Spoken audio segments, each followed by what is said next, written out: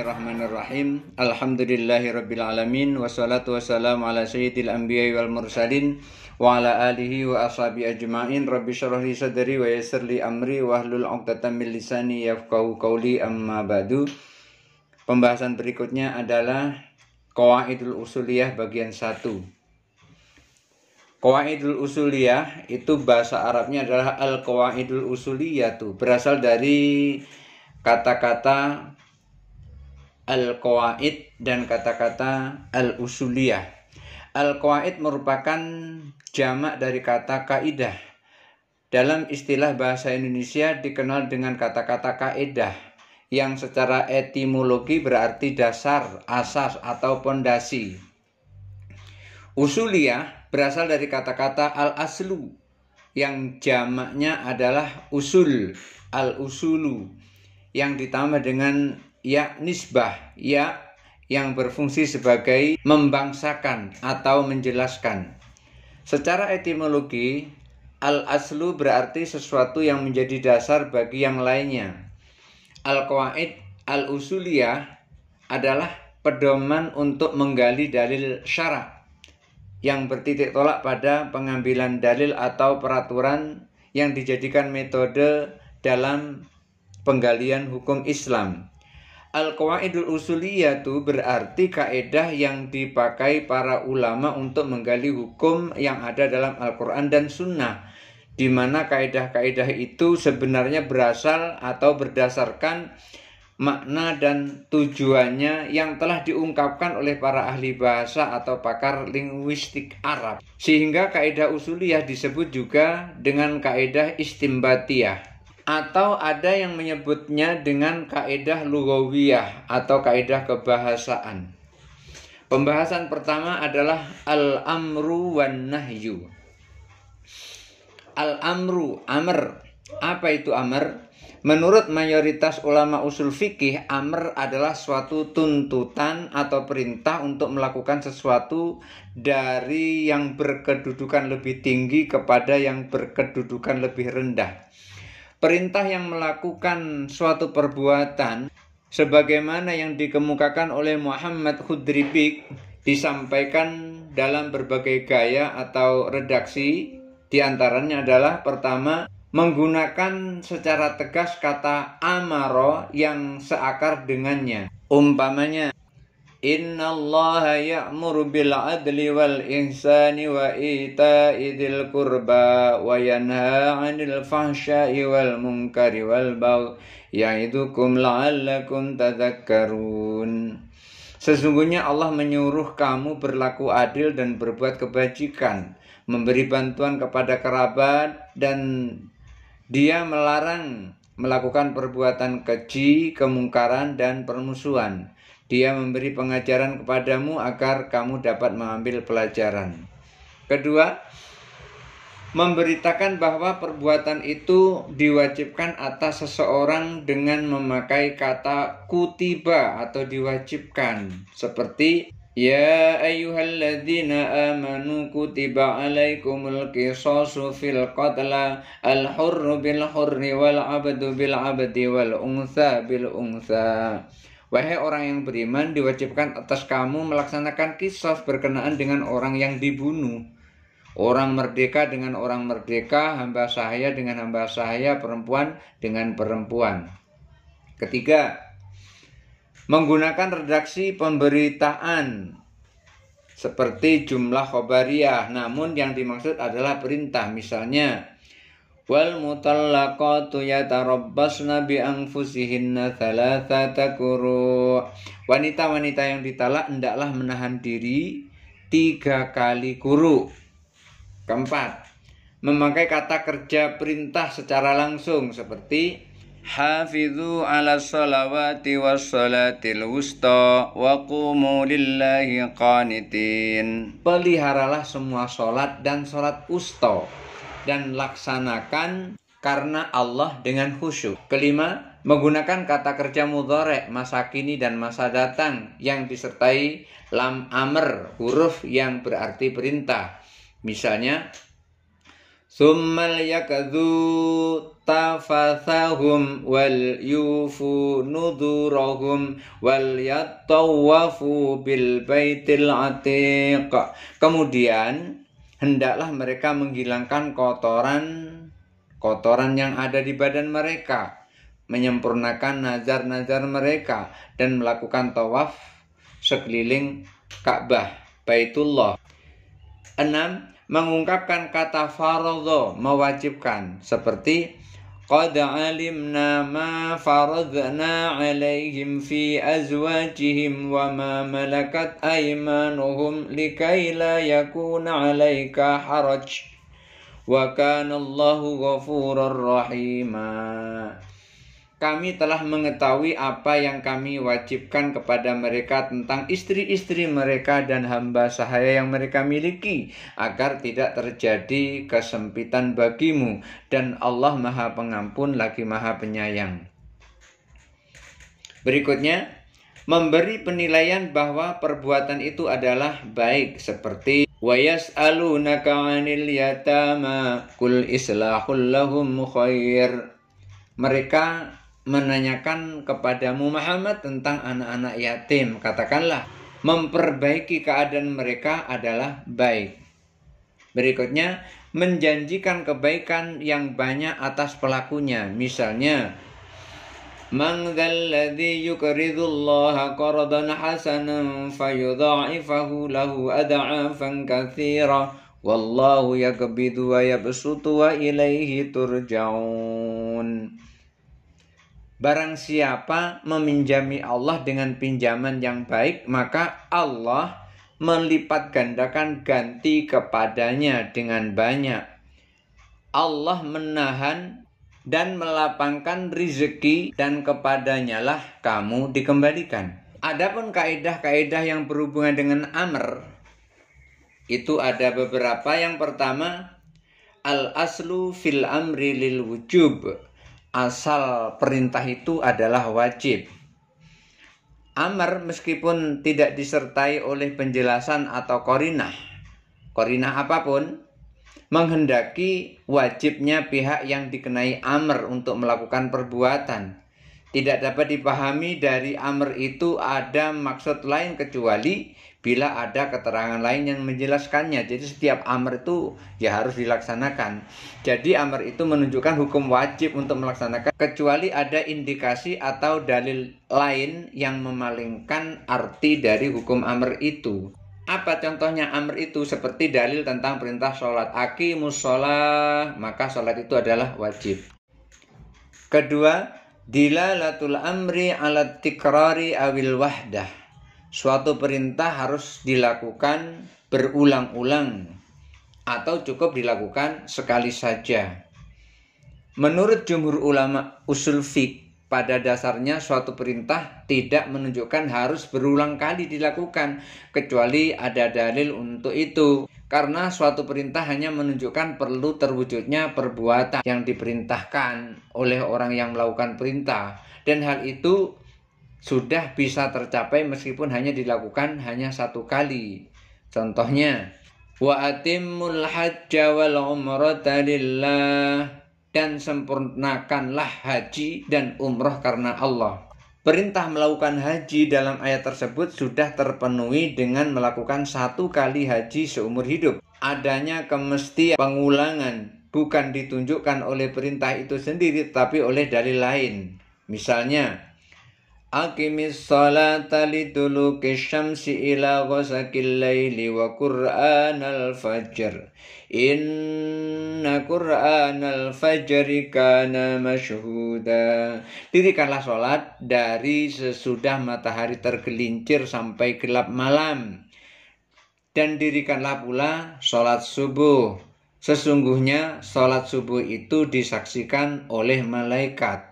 Ayat tersebut berbicara tentang sholat duhur yang wajib dilakukan berulang kali karena dikaitkan dengan peristiwa yang terjadi berulang kali. Liduluki syamsi, ketika tergelincir matahari. Menurut sebagian ulama usul fiqh seperti Abu Ishaq al-Shirazi, termasuk juga penyusun kitab Al-Muhadzab, ahli usul fiqh dari kalangan Syafi'iyah seperti dinukil Muhammad Adib Saleh, suatu perintah pada dasarnya menunjukkan berulang kali dilakukan sepanjang hidup kecuali ada dalil yang menunjukkan cukup dilakukan satu kali. Ketiga, dilalatul amri alal fawrit tarahi. Suatu perintah haruskah dilakukan sesegera mungkin atau bisa ditunda-tunda?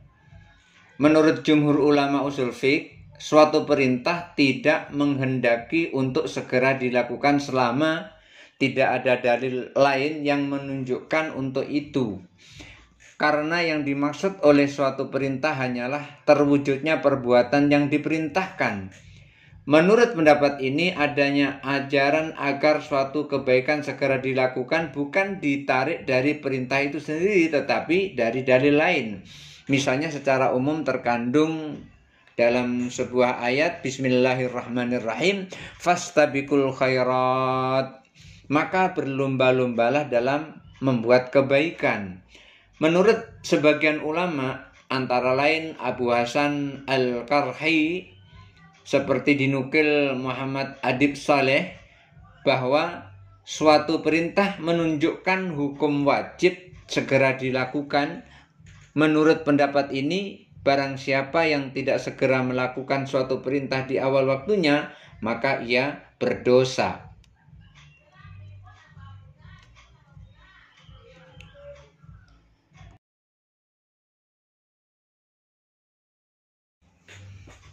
An-nahyu. Secara ringkas, an-nahyu adalah larangan melakukan sesuatu perbuatan yang muncul dari pihak yang lebih tinggi kepada yang lebih rendah. An-nahyu merupakan suruhan untuk meninggalkan suatu perbuatan atau suruhan untuk tidak melakukan apa-apa.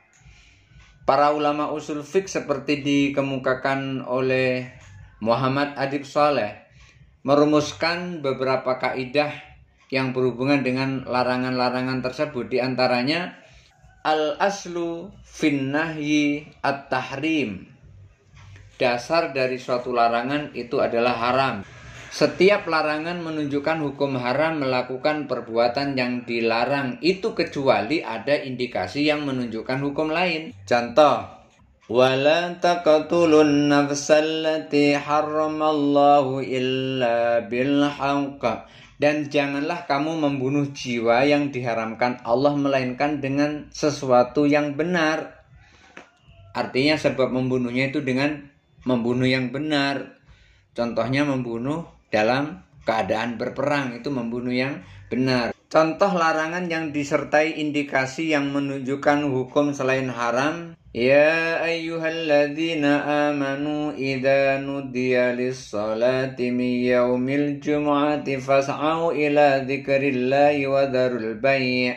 Dzalikum khairul lakum in kuntum ta'lamun. Hai orang-orang yang beriman, apabila disuruh untuk menunaikan salat pada hari Jumat, maka bersegeralah kamu mengingat Allah dan tinggalkan perbuatan jual beli. Yang demikian itu lebih baik bagimu jika kamu mengetahui.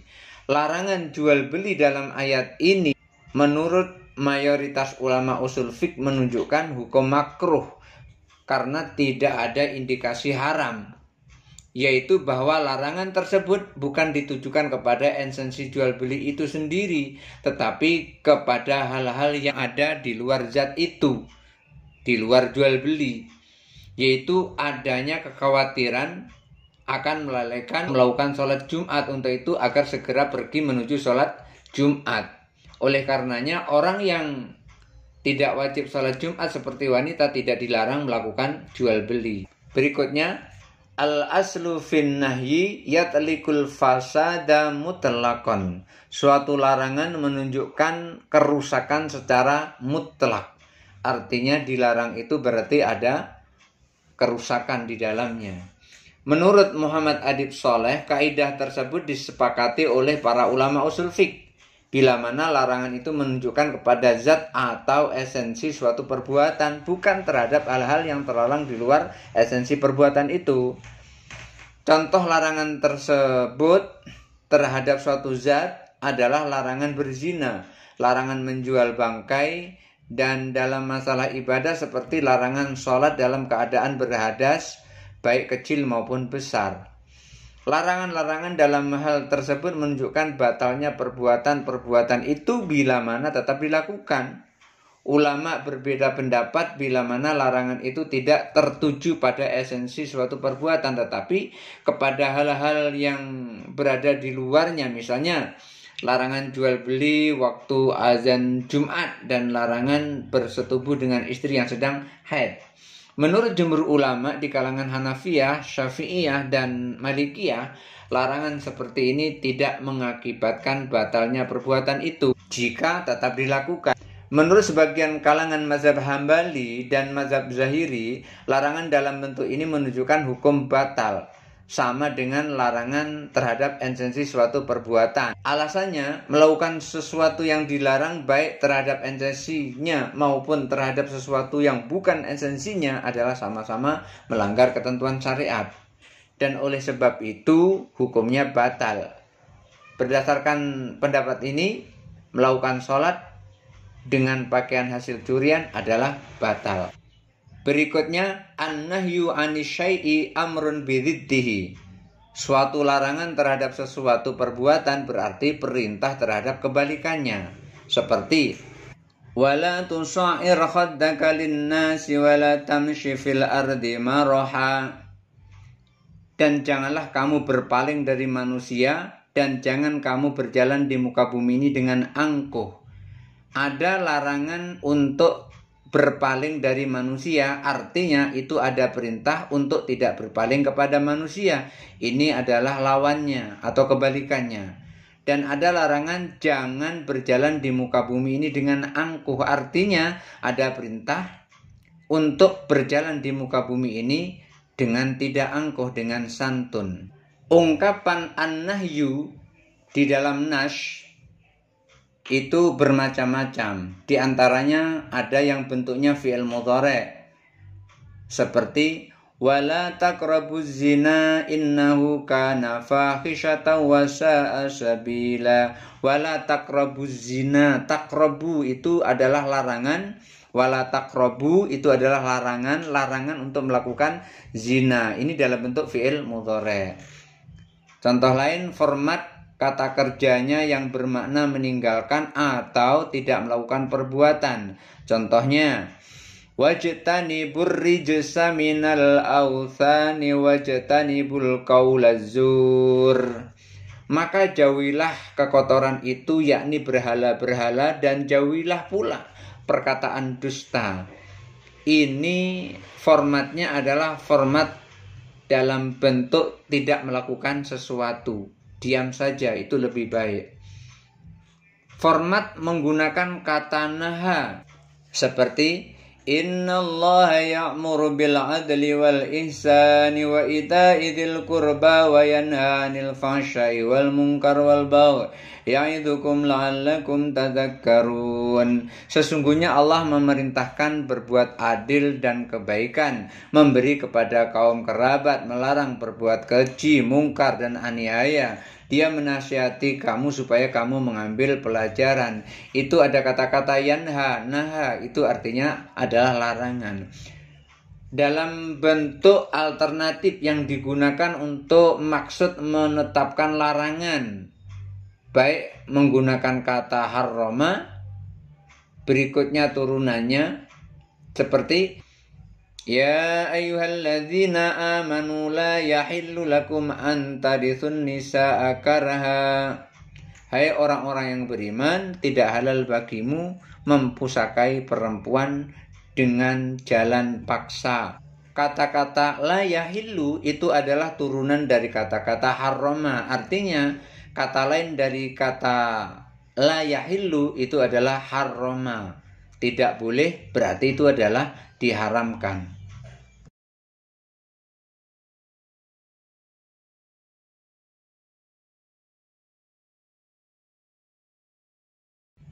Pembahasan kedua, am dan khas.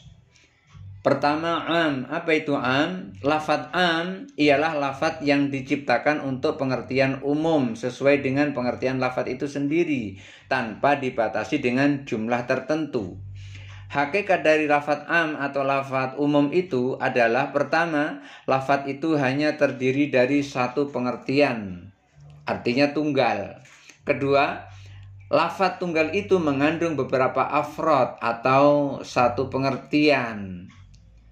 Ketiga, lafadz yang tunggal itu dapat digunakan untuk setiap satuan pengertiannya secara sama dalam penggunaannya. Keempat, bila hukum berlaku untuk satu lafadz, maka hukum itu berlaku pula untuk setiap afrod, satuan pengertian yang tercangkup di dalam lafadz itu. Banyak kata yang menunjukkan makna umum, diantaranya kullun, jami'un, kullum ri'im bima kasaba rahin. Tiap-tiap manusia terikat dengan apa yang ia kerjakan. Contoh lain yang jami', huwallazi khalaqalakum ma fil ardi jami'a. Dialah Allah yang menjadikan untukmu segala yang ada di bumi secara keseluruhan. Jadi kullun di sini adalah setiap dan jami'an adalah semuanya. Kadang menggunakan kata-kata jamak yang disertai alif dan lam di awalnya seperti wal walidatu yurdi'na auladahunna haulaini kamilaini. Para ibu hendaklah menyusukan anaknya selama 2 tahun penuh, yaitu bagi orang yang ingin menyempurnakan susuan. Al walidatu ini adalah jamak. Ada juga kata benda tunggal yang dimakrifahkan dengan alif lam seperti innal insana lafi khusr. Sesungguhnya manusia itu selalu dalam keadaan merugi. Manusia yang mana saja itu? Manusia yang mana saja? Itu lafadznya masih umum, masih am. Ada juga isim isyarah atau kata penunjuk seperti waman qatala mu'minan khata'an fatahriru raqabatin mu'minatin wa diyatun musallamatun ila ahli illa ayyasaddaqu. Dan barang siapa membunuh seorang mukmin karena tidak sengaja, ia memerdekakan seorang hamba sahaya, itu hukumannya hamba sahaya yang beriman, serta membayar diat yang diserahkan kepada keluarganya, keluarga yang dibunuh, kecuali jika keluarga yang dibunuh itu bersedekah. Juga bisa menggunakan isim nakirah yang dinafikan seperti la junaha. Contohnya wala junaha alaikum an tankihuhunna idza ataitumuhunna ujurahun. Dan tidak ada dosa atas kamu mengawini mereka apabila kamu bayar mereka maharnya. Ada juga dengan isim mausul. Contohnya innal ladzina ya'kuluna amwalal yatama dzulman innama ya'kuluna fi butunihim nara wa yaslawna sa'ira. Sesungguhnya orang-orang yang memakan harta anak yatim secara zalim, sebenarnya mereka itu menelan api neraka ke perut mereka, dan mereka akan masuk ke dalam api yang menyala-nyala.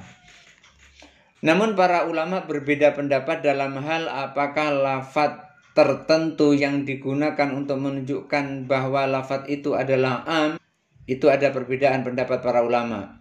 Abu Hasan al-Asy'ari dan pengikutnya berpendapat bahwa tidak ada sigot tertentu untuk menunjukkan am, bahwa lafadz yang patut untuk dijadikan am atau khusus atau khas baru dapat dilafadzkan untuk maksud am atau untuk maksud khusus bila ada yang memberi petunjuk untuk salah satu di antaranya.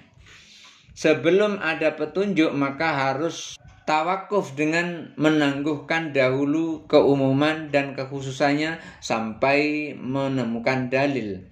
Pendapat ini disetujui oleh Qadhi Abu Bakar al-Bakilani dan oleh ulama kalam Murji'ah.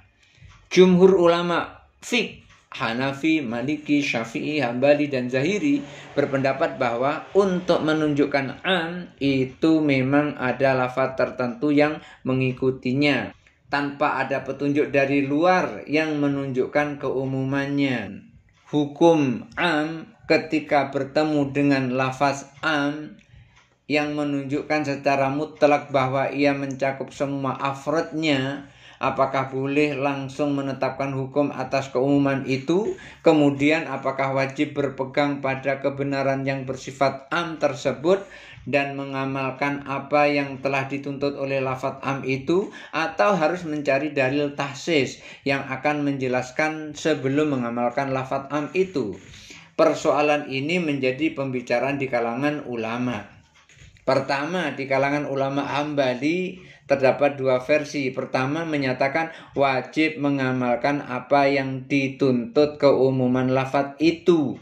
Ini adalah pendapat Ahmad menurut riwayat Abdullah yang diikuti oleh Abu Bakar As-Sayrafi. Kedua, menyatakan tidak wajib beramal dengan lafaz am secara langsung di saat itu juga menurut keumumannya. Ini adalah pendapat Ahmad dari riwayat anaknya, siapa itu? Saleh dan Abu Al-Haris. Di kalangan ulama Syafi'iyah ada terdapat dua versi. Yang pertama, pendapat terbanyak menyatakan bahwa harus menunggu dan mencari dalil tahsis, dan sebelum itu tidak wajib beramal dengan yang dituntut dalil am. Yang kedua, pendapat lainnya menyatakan harus beramal saat itu juga dan tidak boleh ditangguhkan pelaksanaannya. Berikutnya, demikian pula di kalangan ulama Hanafiyah. Di kalangan ulama Hanafiyah terdapat dua pendapat. Pertama, Abu Abdullah Al-Jurjani mengatakan bahwa seorang pendengar bila mendengarkan dari Nabi dalam bentuk penjelasan tentang hukum, wajib meyakini dalam keumumannya. Tetapi bila didengarnya dari orang lain, ia harus berhati-hati dan mencari sesuatu yang akan mentahsisnya. Bila tidak menemukannya, maka lafaz tersebut harus ditetapkan kepada apa yang dituntut oleh lafaz am itu. Kedua, Abu Sufyan, ulama dari Hanafiyah, menghikayatkan wajibnya meyakini keumuman lafaz am tanpa harus ditangguhkan dengan rincian dari tahsis secara mutlak, baik diterima dari Nabi atau dari yang lainnya. Dari uraian ini bisa dipahami bahwa secara garis besar ada dua pendapat. Pertama, pendapat jumhur ulama yang mengatakan tidak dapat langsung mengamalkan lafaz am, tetapi harus mencari dalil yang mentahsiskannya. Namun dalam golongan ini terdapat pula perbedaan tentang batas-batas pencarian dalil yang mentahsiskannya sebelum beramal dengan lafaz am itu. Kebanyakan ulama berpendapat bahwa cukup sampai batas dengan dugaan kuat tentang tidak adanya dalil tahsis. Sedangkan menurut golongan lainnya harus sampai batas keyakinan bahwa memang tidak ada dalil yang mentahsiskannya. Kemudian yang kedua, pendapat yang mengatakan bahwa harus mengamalkan lafaz am setelah mengetahui adanya lafaz tersebut tanpa menunggu adanya penjelasan yang mentahsiskannya. Jadi pendapat pertama, nunggu dulu ada tahsis. Pendapat kedua, tidak perlu nunggu ada tahsis, langsung dilaksanakan gitu saja. Berikutnya khas. Lafaz khas adalah lafaz yang mengandung satu pengertian secara tunggal atau beberapa pengertian yang terbatas. Para ulama usul fiqh sepakat bahwa lafaz khas dalam nas syara' menunjukkan kepada pengertiannya yang khas secara qat'i atau secara pasti, dan hukum yang dikandungnya bersifat pasti selama tidak ada indikasi yang menunjukkan pengertian lain. Contoh lafaz khas adalah di dalam surah Al-Maidah. Bismillahirrahmanirrahim. Fakaffaratuhu it'amu asyarati masakina min awsati ma tut'imuna ahlikum aw kiswatuhum.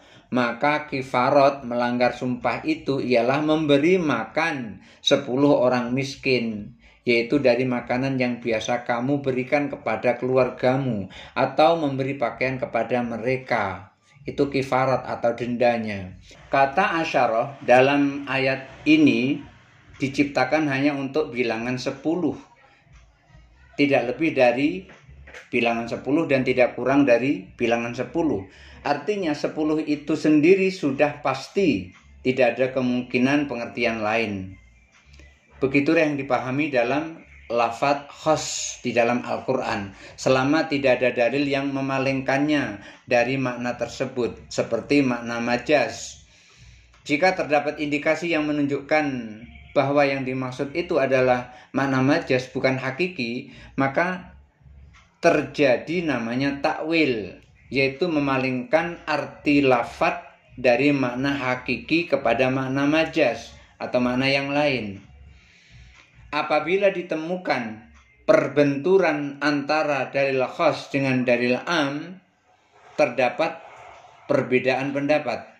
Pertama, menurut ulama Hanafiyah, seandainya dua dalil itu bersamaan masanya, maka dalil yang khas mentaksiskan yang am, karena tersedianya persyaratan untuk taksis. Bila keduanya tidak bersamaan waktunya, di sini ada dua kemungkinan. Pertama, bila lafal am datangnya kemudian, maka lafal am menasah lafal khas.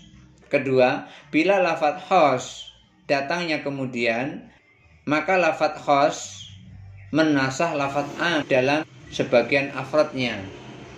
Kedua, menurut jumhur ulama tidak tergambar adanya perbenturan antara dalil am dengan dalil khusus atau dalil khos, karena keduanya bila datang dalam waktu bersamaan maka yang khos memberi penjelasan kepada yang am, karena yang umum atau yang am itu adalah bentuk zahir yang tetap berkemungkinan untuk menerima penjelasan di samping untuk diamalkan menurut keumumannya hingga diketahui adanya dalil khos. Lafadz khos itulah yang menjelaskan lafadz am.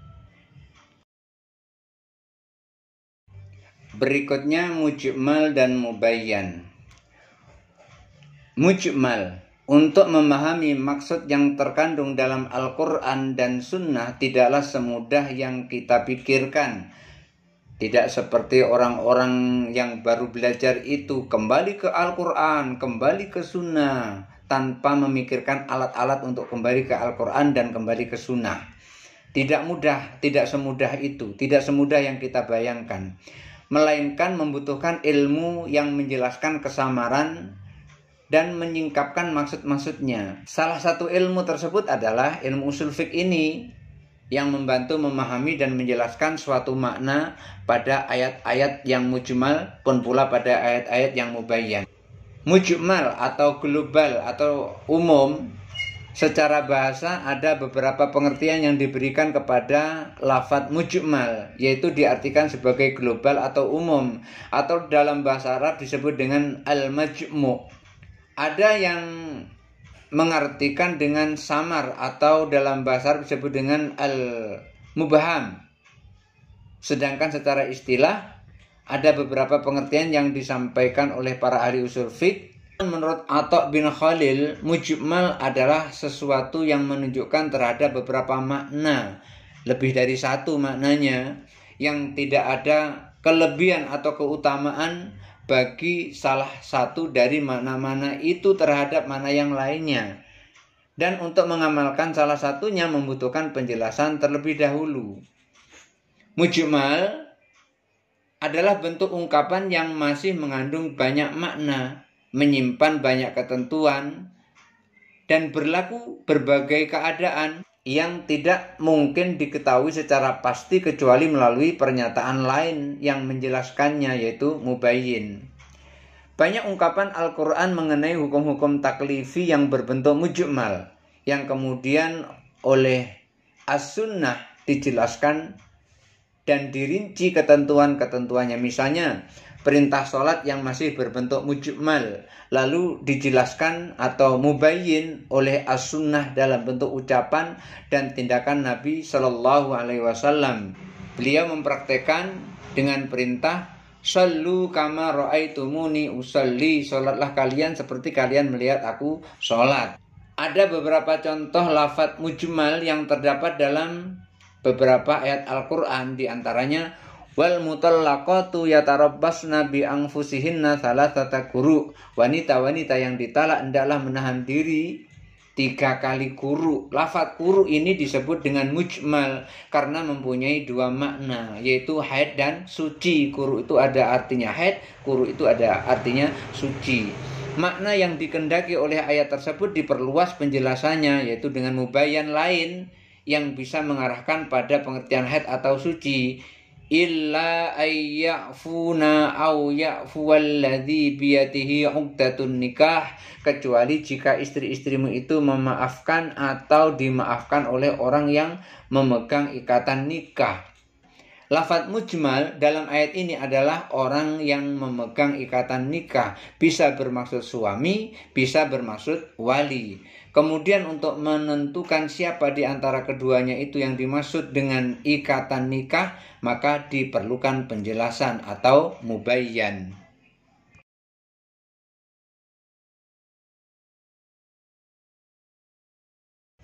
Berikutnya mubayyan.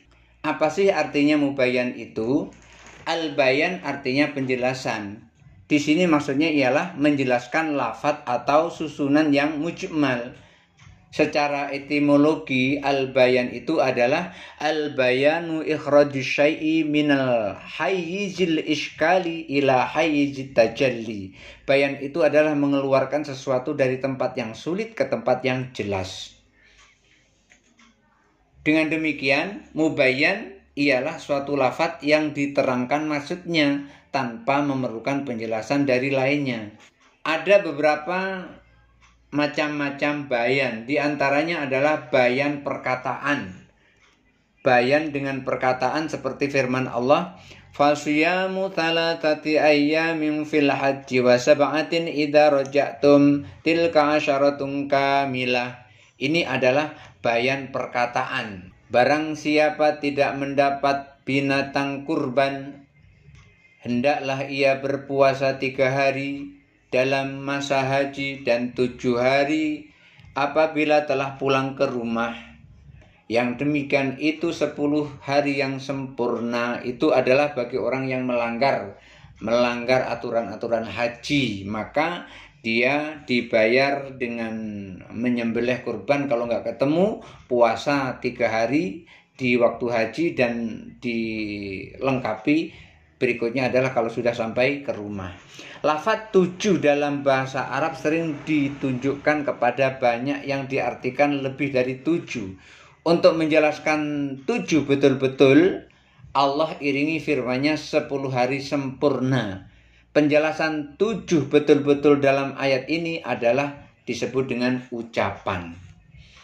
Yang kedua, bayan perbuatan. Seperti sabda Nabi, "Shallu kama ra'aitumuni usolli", salatlah kamu sebagaimana aku menjalankan sholat. Artinya Rasulullah menjelaskan cara sholat. Jadi cara sholat ini dijelaskan dengan perbuatan Nabi, yakni beliau mengerjakan sebagaimana cara beliau mengerjakan sambil menyuruh orang menirunya. Rasulullah sholat, lalu orang disuruh meniru bagaimana caranya Rasul sholat. Penjelasan seperti ini disebut dengan bayan dengan perbuatan. Bayan yang ketiga, bayan dengan isyarat. Misalnya penjelasan Nabi tentang jumlah hari dalam 1 bulan. Beliau menyampaikan, "Asyahru hakadha wa hakadha", yakni marratan tis'atan wa isyrina wa marratan salasina.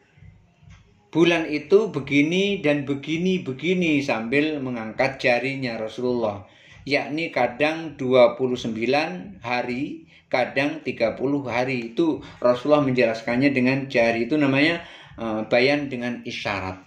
Penjelasan ini diberikan kepada sahabat beliau dengan mengangkat 10 jarinya sebanyak 3 kali, kemudian mengulangnya dengan membenamkan satu jarinya. Artinya bulan itu kadang 29 hari, kadang 30 hari. Berikutnya al-mutlaqu. Apa itu al-mutlaqu?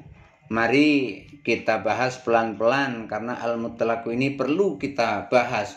Mutlak artinya yang terlepas atau yang dilepaskan atau yang tidak terikat.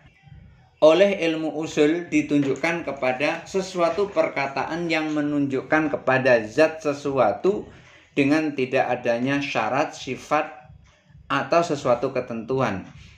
Seperti riwayat ada seorang yang berhubungan suami istri di siang hari di bulan Ramadan, lalu ia datang kepada Nabi menanyakan hukum atas kejadian itu. Lalu Rasulullah bertanya, hal tajidu ma ta'tiku rokbatan? Faqala la. Adakah engkau mempunyai sesuatu untuk memerdekakan seorang hamba? Maka ia menjawab, tidak. Hadis ini diriwayatkan oleh Imam Muslim. Kalimat hamba, rokbah, disebut mutlak karena ia menunjukkan kepada zat hamba dan tidak terikat kepada salah satu sifat, kepada salah satu syarat, atau kepada salah satu ketetapan. Yakni tidak terikat dengan perkataan mukmin atau kafir, yang penting hamba. Kalimat hamba boleh ditujukan kepada mukmin, boleh ditujukan kepada kafir, dan boleh juga kepada lainnya, asal status orang tersebut adalah hamba. Di dalam pelajaran am yang sudah kita pelajari, bisa kita pahami bahwa pertama, keumuman kata-kata atau kalimatlah yang dianggap. Yang kedua, umum menjadi tertentu. Yang ketiga, tidak boleh berpegang kepada yang umum. Maka begitu pula dipelajari dalam mutlak, yakni kemutlakan kata-kata atau kalimat yang teranggap. Kedua, mutlak jadi terikat atau tertentu. Ketiga, tidak boleh langsung berpegang kepada mutlak dahulu. Yang berada antara am dan mutlak ialah tentang tujuan lafadznya dan namanya saja. Adapun kedudukannya sama. Berikutnya al-muqayyad. Muqayyad artinya yang tidak terlepas atau terikat. Yang dimaksud di sini adalah suatu perkataan yang terikat dengan sifat atau syarat atau sesuatu ketentuan. Muqayyad lawan dari mutlak. Jalan mencari muqayyad untuk lafadz yang mutlak itu adalah takyid, artinya mengikat. Sifat, syarat, atau sesuatu ketentuan bagi mutlak itu namanya qayyid atau qaidun, ikatan. Seperti kata-kata berturut-turut. Contoh dari sambungan orang yang berhubungan di siang hari dalam hadis Rasulullah SAW yang melakukan hubungan di siang hari di bulan Ramadan itu, fahal tastati'u antasuma syahraini mutatabi'aini, maka apakah kamu bisa puasa 2 bulan berturut-turut? Perkataan 2 bulan berturut-turut ini namanya muqayyad, karena kata-kata 2 bulan yang asalnya mutlak itu sudah terikat dengan kata-kata berturut-turut. Kalau cuma 2 bulan saja, bisa 2 bulan tidak berturut-turut. Yang penting jumlahnya adalah 60 hari. Ini adalah 2 bulan berturut-turut. Putus 1 hari saja, itu harus diulang. Itu namanya muqayyad. Itu diikat dengan kata mutatabi'aini, syahraini mutatabi'aini, 2 bulan berturut-turut. Berturut-turut itu sifat bagi 2 bulan yang disebut dengan qayyidnya. Sebagaimana khas, maka muqayyad ini pun juga pertama ada yang bersambung, kedua ada yang berpisah, ketiga ada ayat mutlak dan muqayyadnya juga ayat. Yang keempat ada ayat mutlak dan muqayyadnya hadis. Kelima ada hadis mutlak dan muqayyadnya hadis. Keenam, adapun semata-mata pikiran, perasaan, faham adat dan perjalanan atau omongan seseorang sahabat tidak menjadi qayyid. 7. Mutlak dimasukkan pada muqayyad seperti umum dimasukkan pada khas.